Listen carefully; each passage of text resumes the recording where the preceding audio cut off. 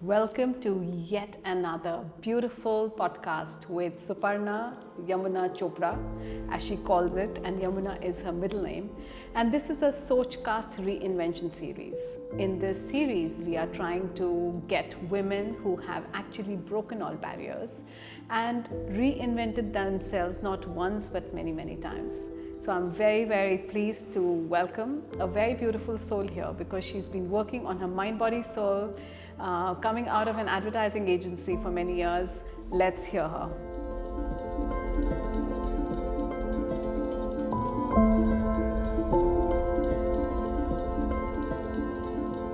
So welcome Superna. Welcome to Sochcast series of Reinvention Second Act.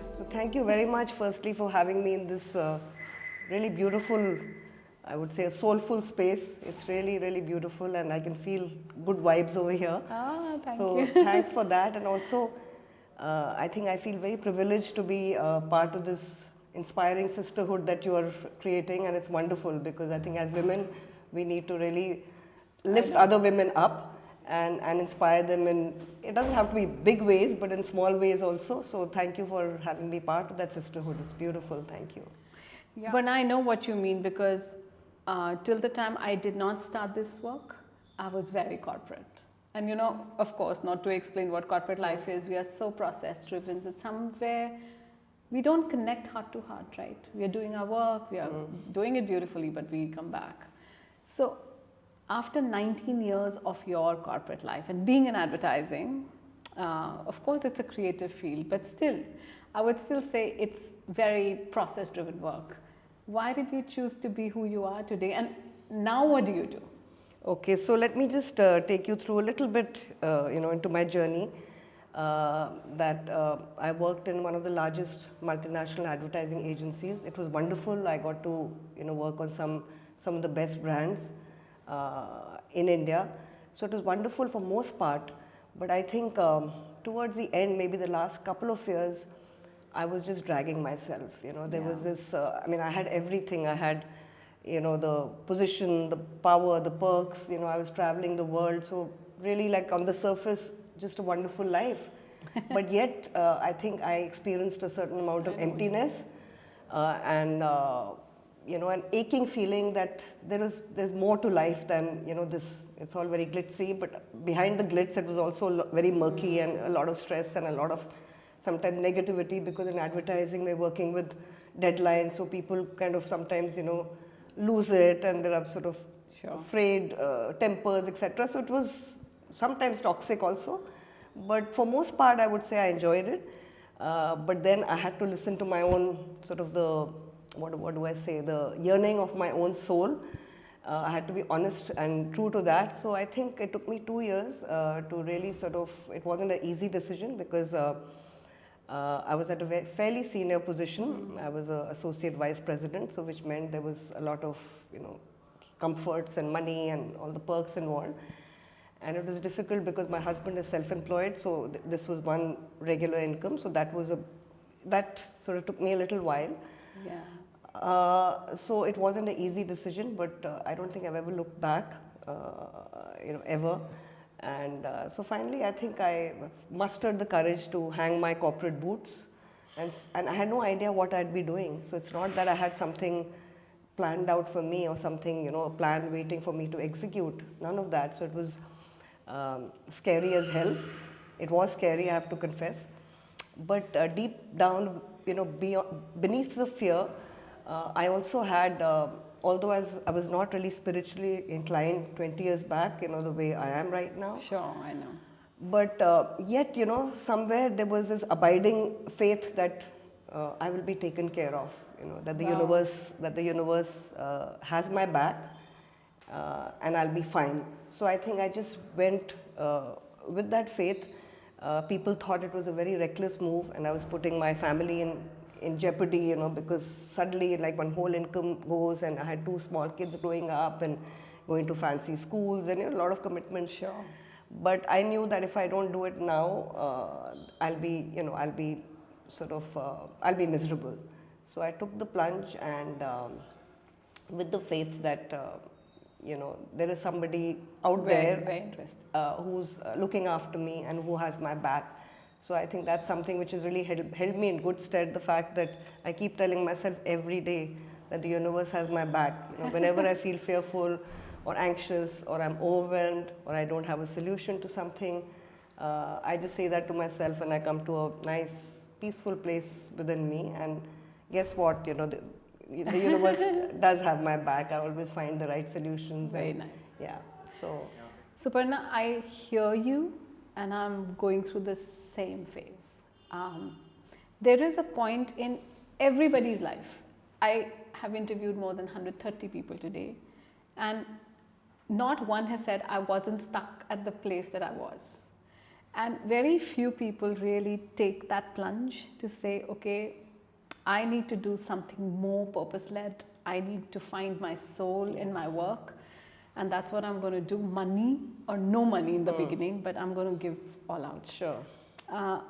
It's a very tough phase because we all are so pampered in our corporate life and there's so much money there that suddenly when the monthly thing stops, and I went through the same thing as well, then you have so many times to think, okay, should I go back? Should I really go back? And believe you me, it's a very tough call to keep taking every month to say, because there is money to be spent on yourself, on the new things that you're doing, to learn and equip yourself. Tell me a little bit about that phase. Okay, so I think you raised a very, very, very relevant point, and I think it's called, there's a name to it which is coming to me, it's called the golden handcuff.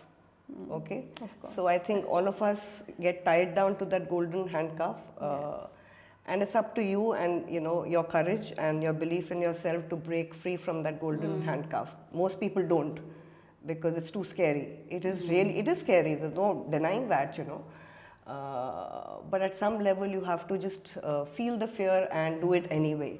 And that's why I think where people like you and me broke out of the bondage of the golden handcuff, and I feel very liberated. Yes. Because that can really pull you down and bog you down and you stay stuck, you're miserable, you keep complaining, but yet there's no way out.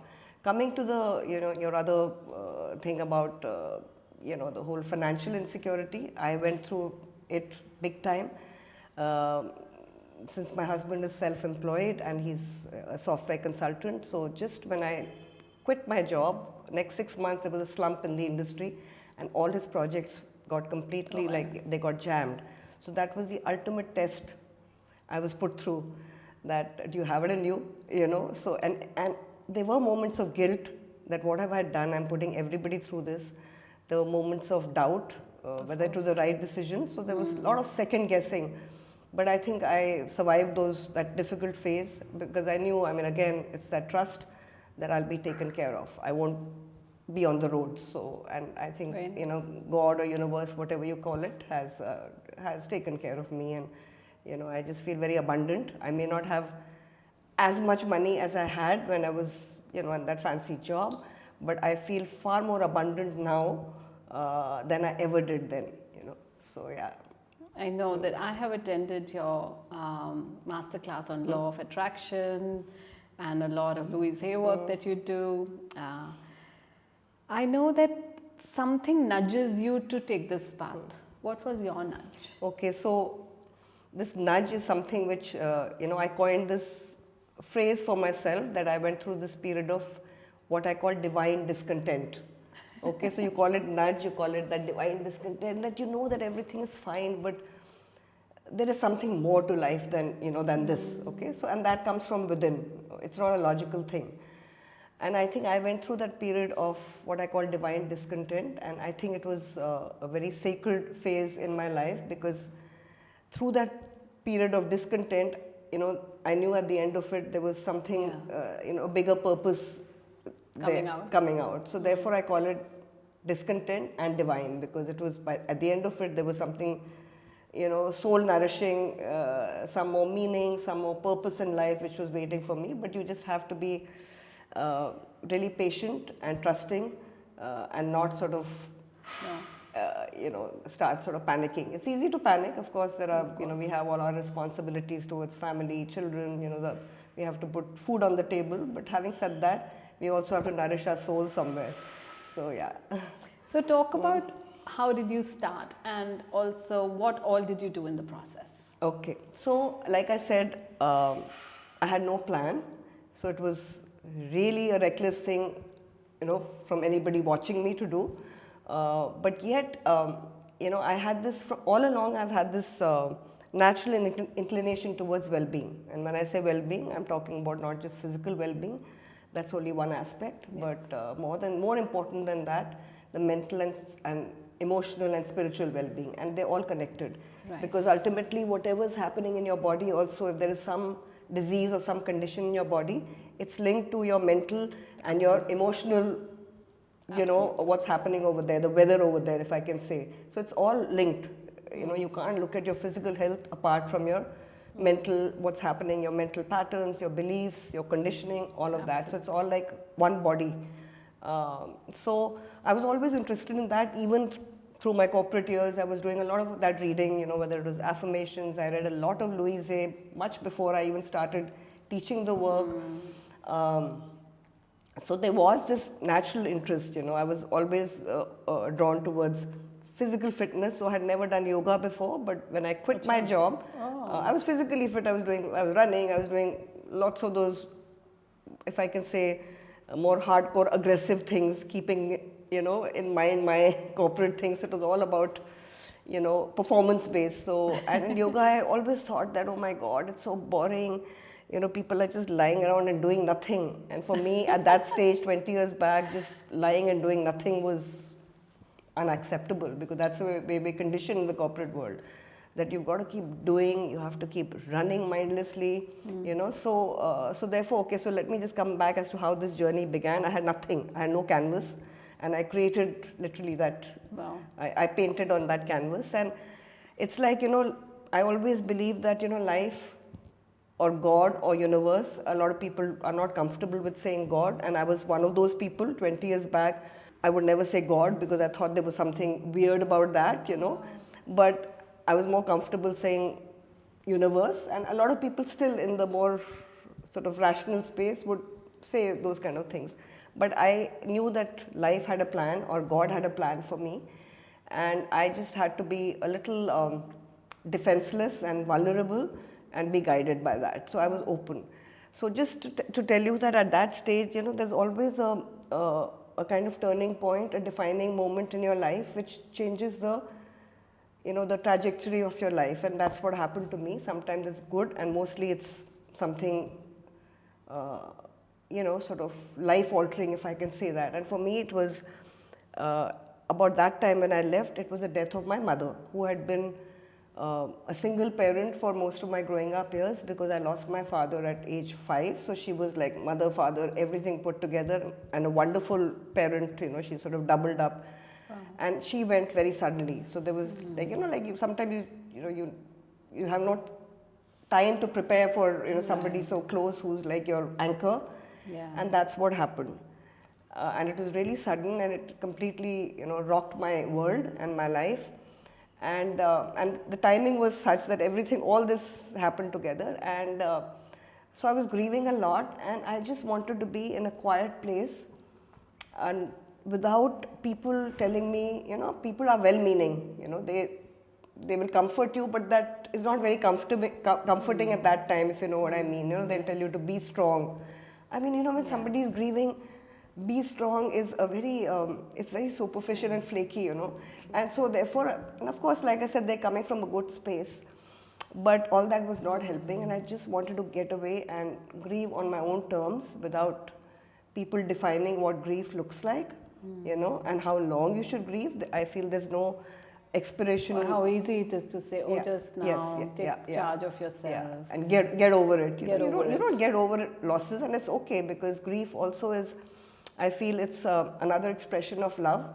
There's nothing wrong in it. It's not negative at all. It's beautiful, the way you manage it. Sure. So that's what happened, and I needed to just get away. And so I checked in into an ashram. You know, I had no idea this was in some remote place in Kerala, international ashram, which was a yoga teachers training, kind of a lot of teachers training courses used to happen there. And I just went there not with the intention of becoming a yoga teacher, but just with the intention of being on my own, with nobody I knew, like I was really anonymous, so that I could process my own grief on my own time. And it was a 45-day program. That's long. And I did not go with the intention of teaching, just so that I could sit quietly, maybe learn how to meditate, just be in my own, you know, just sort of reconnect with myself and be okay with my grief. And that those 45 days were magical, because I think by the end of it, I just felt, you know, it was life transforming, if I can say that, that whole experience. It was really profound. And at the end of it, I really wanted to share a piece of what I had learned and how it had benefited me with other people. So although I didn't go with the intention, but then after that I came back and I really wanted to share, you know, the wisdom of yoga with other people, because it had really sort of made a huge shift in my own life. Very beautiful. So that's how my journey started. Again, there was no plan, you know. That's what I'm saying. So sometimes, not sometimes, I believe now that, you know, there's a divine plan for me. God has a plan for each one of us, you, me.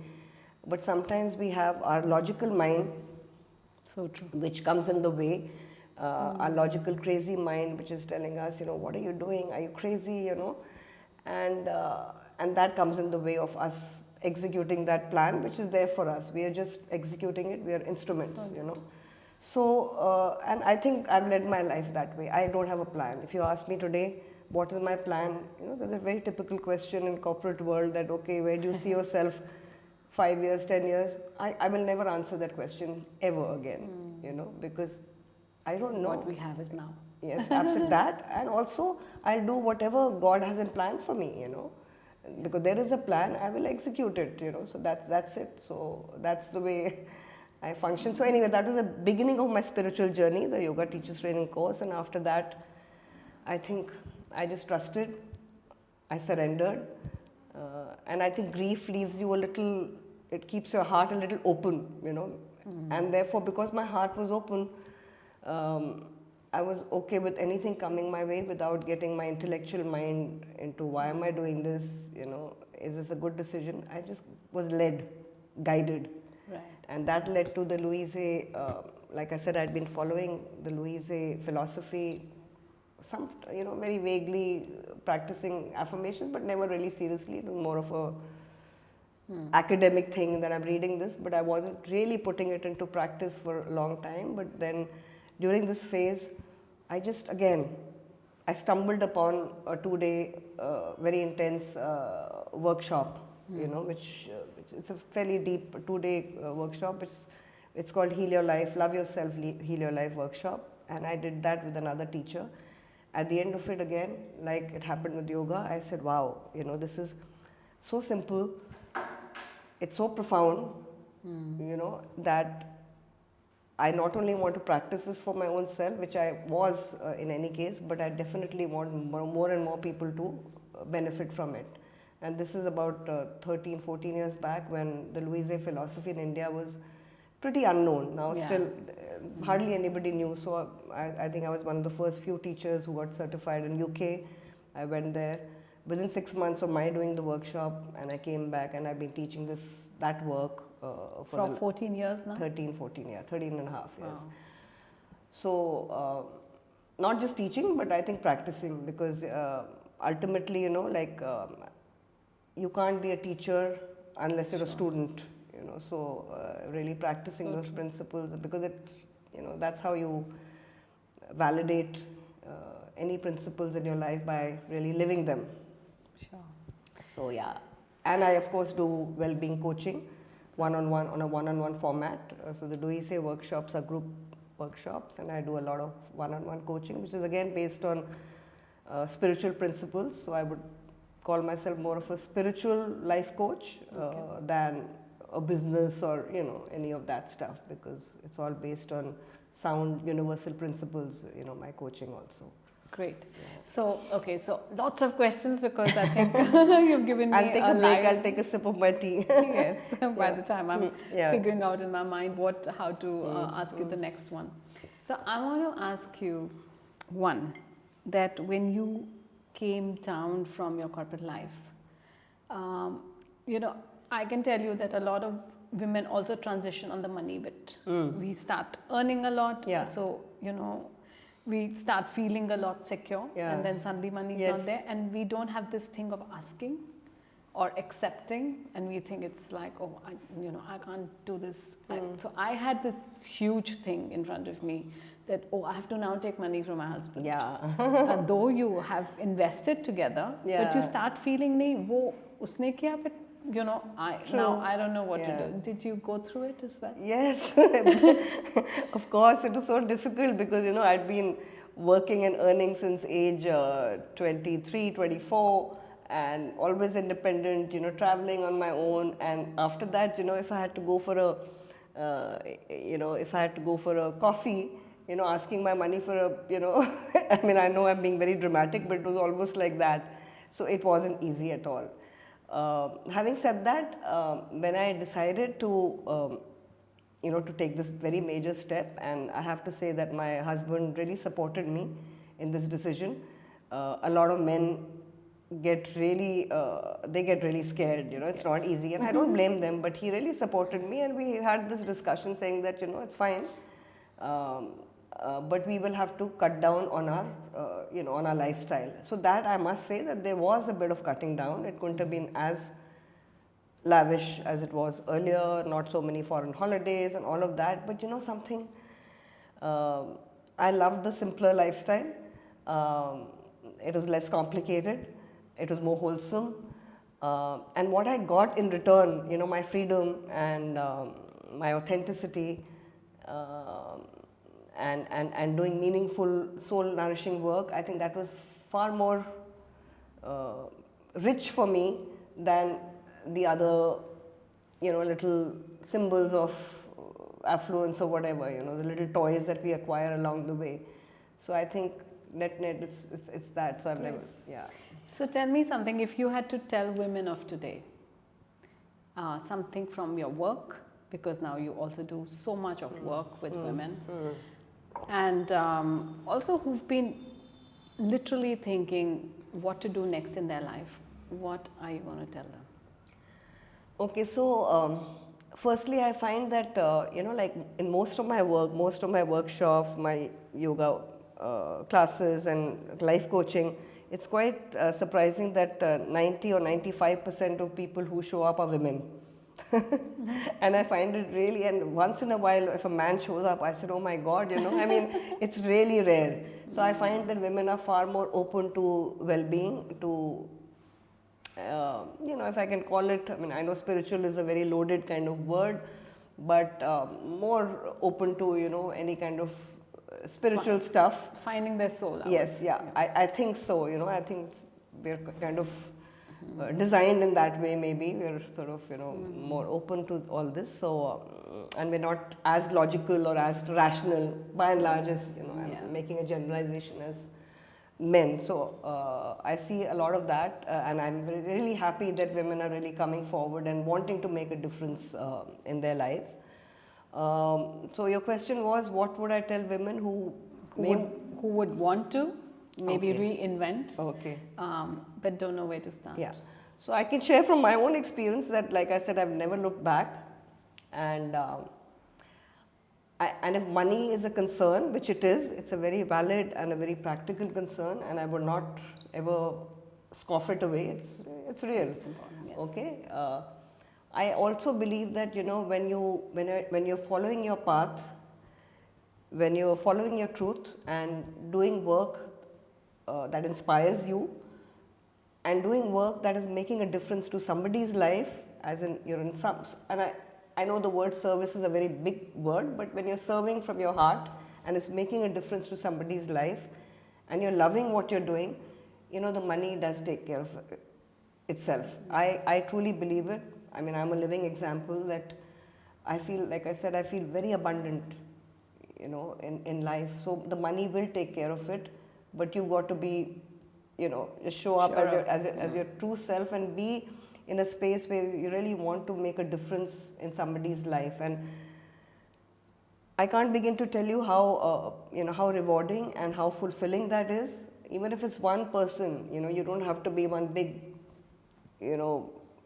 sort of big time author or whatever, but you can, in your small ways, you can make a difference.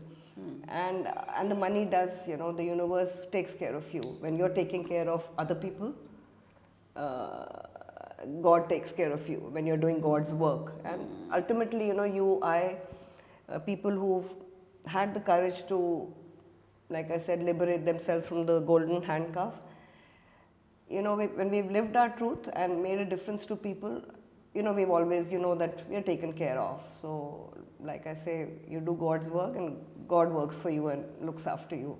So that's something I truly, truly now believe in. Yeah. Right. And from Louise Hay's work, are there any 2 or 3 things that you would want to bring in today to say, okay, if you do these 3 things, it will bring that change in your life? Okay, so it's tough because her philosophy is so rich and there's so much of it.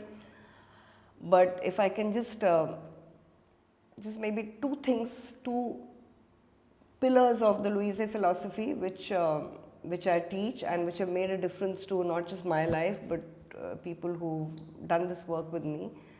One is self-love. When I talk of self-love, it's not about, self-love as a concept has been really sort of spoken about very loosely also, but I'm talking about self-love in a slightly deeper fashion. So when I talk about self-love and self-care, I'm not just talking about, going to a spa and getting your nails done, which is fine also, no judgment over there. It's not about, drinking green juice and doing yoga, but it goes deeper than that. It's really it's about accepting yourself just the way you are, with all your kinks, all your quirks, all your flaws and your imperfections, completely being okay with that. And from that place, you can actually make some change when you're completely okay as you are. And it's not easy because there's a lot of, negative beliefs we've grown up with, a lot of conditioning which make us believe we're not okay. Yeah. There is something lacking, we're not enough. So a lot of that history is there. So therefore, it's very easy to say that love yourself, but it goes deeper and it requires a lot of work. It's not that you just come to one workshop and you suddenly begin to, but it's an ongoing process. So one is complete acceptance and approval of yourself, not waiting for others to validate you, which is really our operating system. Yeah, because that's what we thrive on, external validation, but really beginning with acknowledging and praising yourself. And you don't have to be perfect to be praising and loving yourself at all, So that's one thing, and that, like I said, that's a huge piece of work.